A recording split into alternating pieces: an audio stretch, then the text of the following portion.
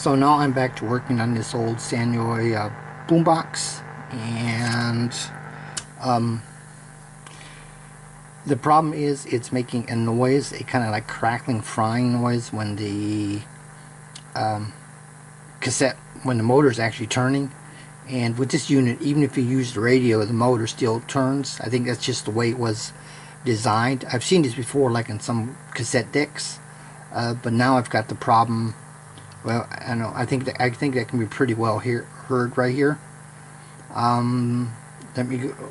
Now, as again, it's in the cassette position right now, and motor turns. Now, if I go to the radio, let me just go to one of the radio bands. Now you can really hear that crackling sound. And what I'm going to do is disconnect the motor and see if it still makes a sound, or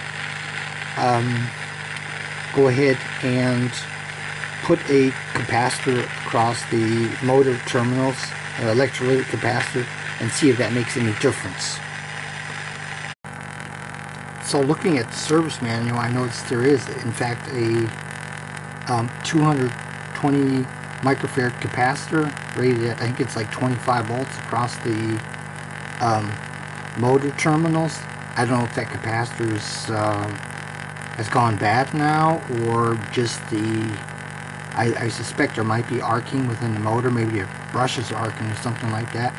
Maybe it's just gotten so bad here. So I've decided to experiment here, and I just decided to hold the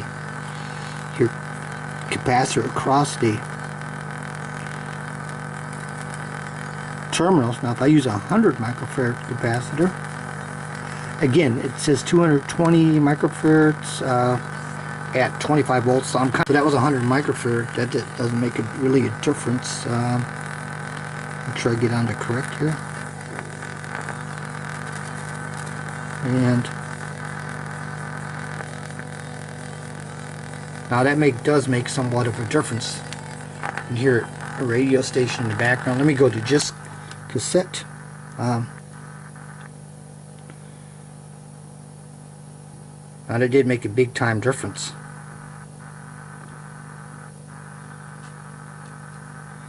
So next I'm going to go ahead and just I'm just going to go ahead and disconnect the one of the motor terminals first of all. Now I remove the motor lead. I remove the positive motor lead, and now I'm on the radio again, and I'm actually because I'm actually in between stations. That's why you hear that hiss now. That's what I want to say. And you can see that crackling, that frying noise has actually went away. So I think this is a motor related issue. So I think what I'm going to do next,